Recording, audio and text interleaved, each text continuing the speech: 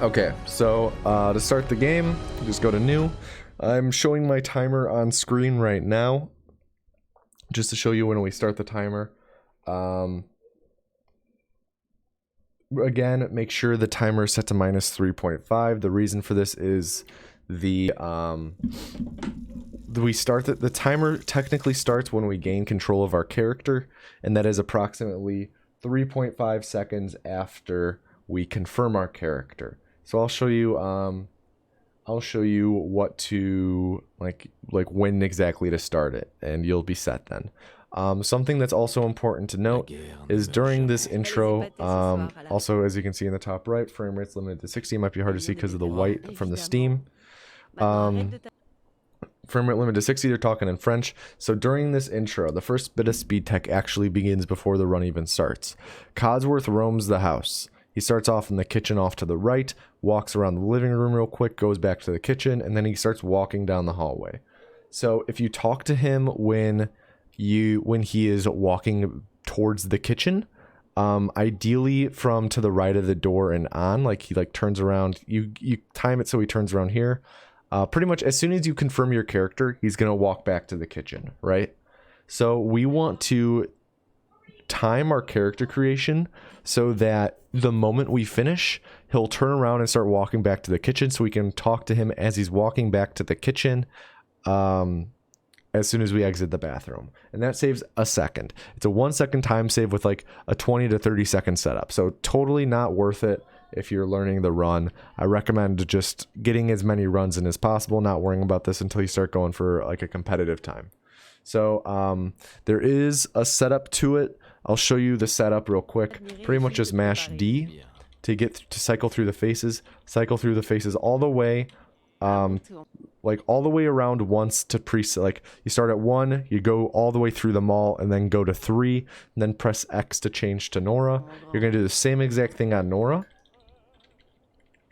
You're going to just mash D to cycle through all of them, and then go to 3 again. Switch back to Nate, and then you're gonna mash A to go to the left to about 9, and then D to go back to you're gonna then press D to go back to Nora or Nate.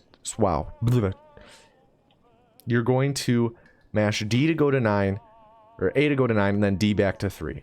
I accidentally selected Nora, or swap back to Nora, so I'll show you what it looks like in full speed. We play as Nate because he's faster in French. If you decided to play in English, play as Nora then, because she's slightly faster in English than Nate.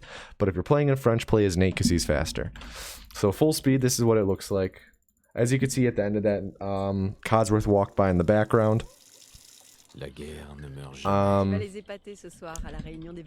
And yeah, that's about all. Another thing that's important is try and be in first person so as you can see, cycling through to 3.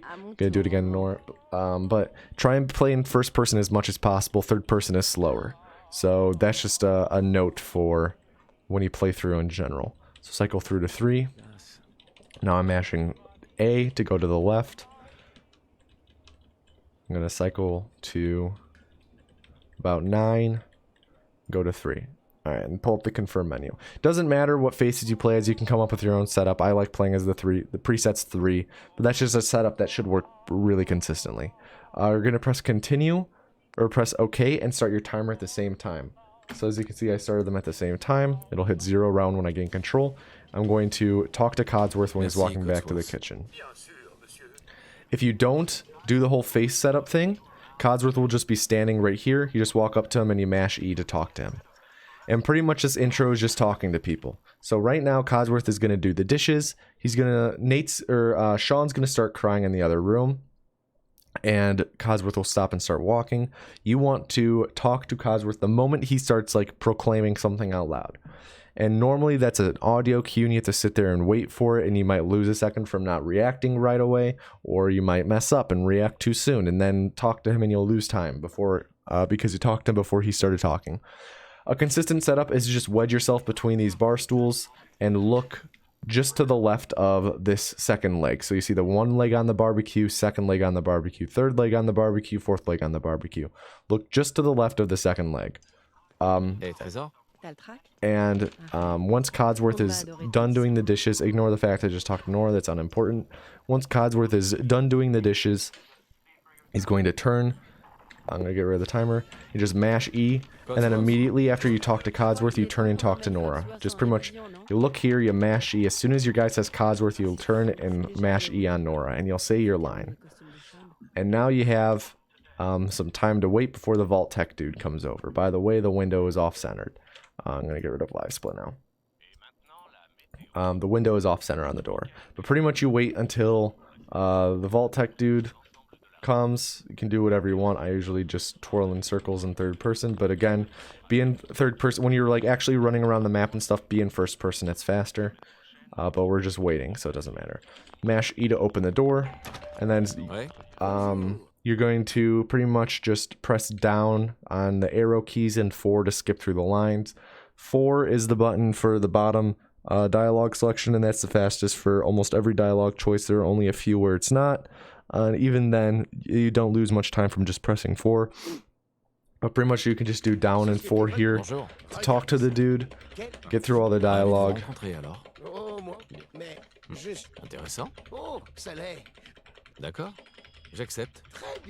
You'll get to the stats screen. So you can use the arrow keys, or you can use WASD to do this. I use the arrow keys, but you're going to press Enter to enter your name. Press R so your finger is on R and ready to go. Enter again. So enter R, enter. Then you go down to Endurance, max it out. Down to Agility, max it out. And then just keep holding right and then press down to dump the rest of your points into luck. Endurance is good because it reduces the drain of your AP, so you sprint for longer. Agility is good because it gives you more AP, so you sprint for longer. And then the rest of the stat points don't matter. We don't need the levels for intelligence. We don't really need anything else, so we just dump it into luck because it's the fastest to dump into, because you can just hold right and press down again. Once you're all done, you're going to press R, skip through his remaining lines with 4, turn to Nora and talk to her. And then you can walk down the hallway. Right here is an audio cue. You're gonna look at Codsworth, and as soon as he starts talking, talk to him. And then you look. As soon as you talk to him, you look down and interact with the crib.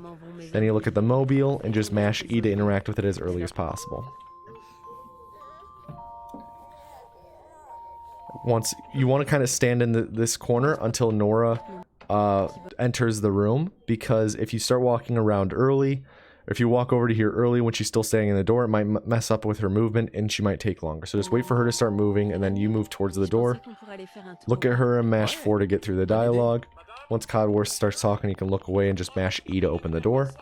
Door opens. Turn down the hallway as soon as possible so you can hit a trigger. Pretty much the trigger is like right where Nora is right now.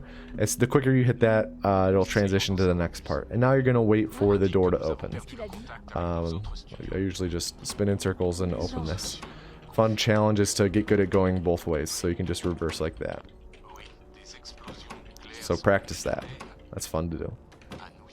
I'll wait for the door to open. As soon as the door opens, you'll be able to sprint. So then the run will start running. So you sprint.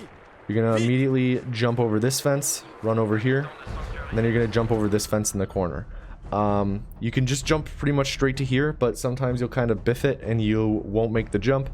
The way that I do it that's pretty consistent is I run to about here and then run along the fence and jump at the shadow, just like this, and you get over the fence. You pretty much just jump over the fence at the corner and run this way.